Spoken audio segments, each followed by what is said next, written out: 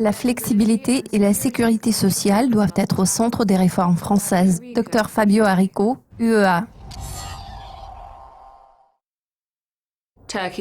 Lundi dernier, les analystes ont été préoccupés par la publication du taux de chômage en Turquie. L'an dernier, le taux de chômage du pays a atteint son plus haut depuis 2010. Les emplois ont diminué dans les secteurs de l'agriculture et de la construction.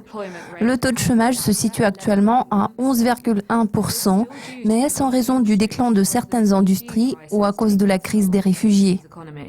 La Turquie a connu une croissance sans précédent depuis le début des années 2000. La Banque mondiale a reconnu qu'elle pouvait servir de modèle à d'autres pays à revenus intermédiaires. Le processus de croissance a été soutenu par de bonnes réformes sociales et économiques, mais il était clair dès le début que cette tendance ne serait pas viable à long terme. Sous le nouveau gouvernement conservateur, le processus de réforme sociale a ralenti, en particulier sur le marché du travail. Je dirais que la crise des réfugiés déclenchée par le conflit syrien n'est que la partie émergée de l'iceberg. Des réformes structurelles telles que l'amélioration des infrastructures et celle des conditions sur le marché du travail doivent être mises en œuvre afin de stimuler la croissance. Ces incertitudes politiques et la crise des réfugiés affectent le climat des affaires car les investisseurs sont préoccupés par toutes ces incertitudes au niveau politique ainsi que par la crise des réfugiés. Le taux d'inflation américain est apparu inférieur aux attentes du marché, alors que l'inflation britannique s'est établie à 0,5% et a le potentiel de progresser davantage.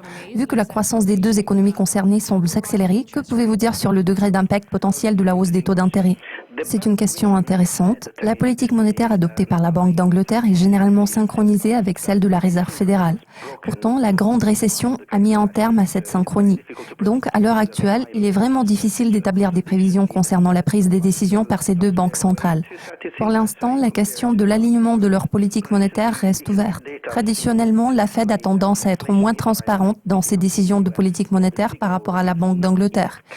Les données économiques les plus récentes témoignent d'une légère reprise de l'inflation aux États-Unis, mais ce signal n'est pas encore très clair.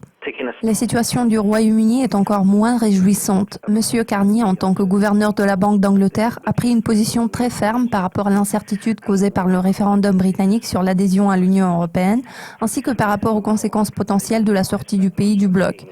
Par conséquent, il serait tout à fait raisonnable de supposer que tout changement dans la politique de la Banque d'Angleterre avant la date du référendum devrait être exclu, car une augmentation des taux d'intérêt ne ferait qu'accentuer les incertitudes sur les marchés financiers qui sont déjà turbulents. Pour résumer, il est possible que la Fed décide d'apporter un changement à sa politique monétaire dans un avenir prévisible, mais il est peu probable que la Banque d'Angleterre modifie ses taux d'intérêt dans ce contexte.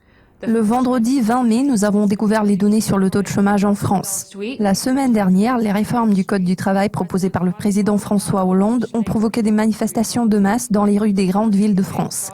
Quelles seront les conséquences de ces réformes qui comprennent la suppression de la durée hebdomadaire de travail de 35 heures et une plus grande flexibilité pour les employeurs concernant les vacances des employés?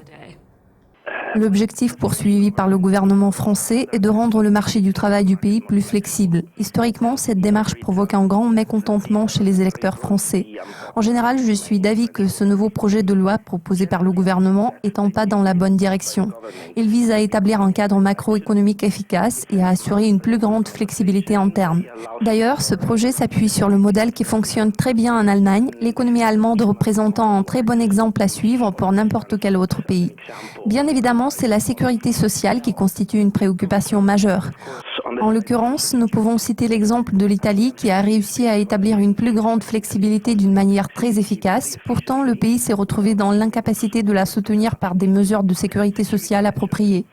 Le problème qui me préoccupe le plus concerne la différence de traitement entre les travailleurs qui bénéficient de contrats permanents qui sont plus protégés et les travailleurs disposant de contrats temporaires qui font face à une grande précarité d'emploi.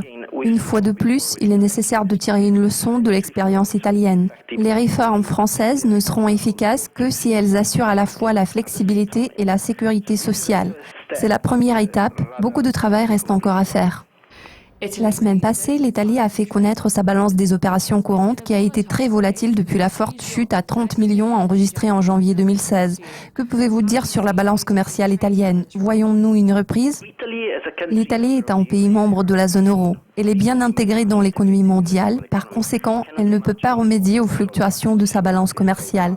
Un autre problème important est qu'en raison du mix de production, les importations italiennes ont été exposées à une concurrence accrue du côté des économies émergentes, telles que celle de la Chine. Donc, le seul moyen de progresser consiste à améliorer la compétitivité du pays par le biais de la productivité. Le Premier ministre Renzi a fait beaucoup d'efforts en matière de réforme du marché du travail et de stimulation de la compétitivité. En tout état de cause, ce travail devrait porter ses fruits. Cependant, nous parlons de réformes à long terme qui n'auront pas d'impact significatif et visible à court terme. Docteur Fabio, merci de votre participation. C'est tout pour le moment. Nous vous invitons à suivre nos mises à jour régulières sur le site de Dukascopy TV pour être au courant de tout ce qui se passe dans le monde de la finance.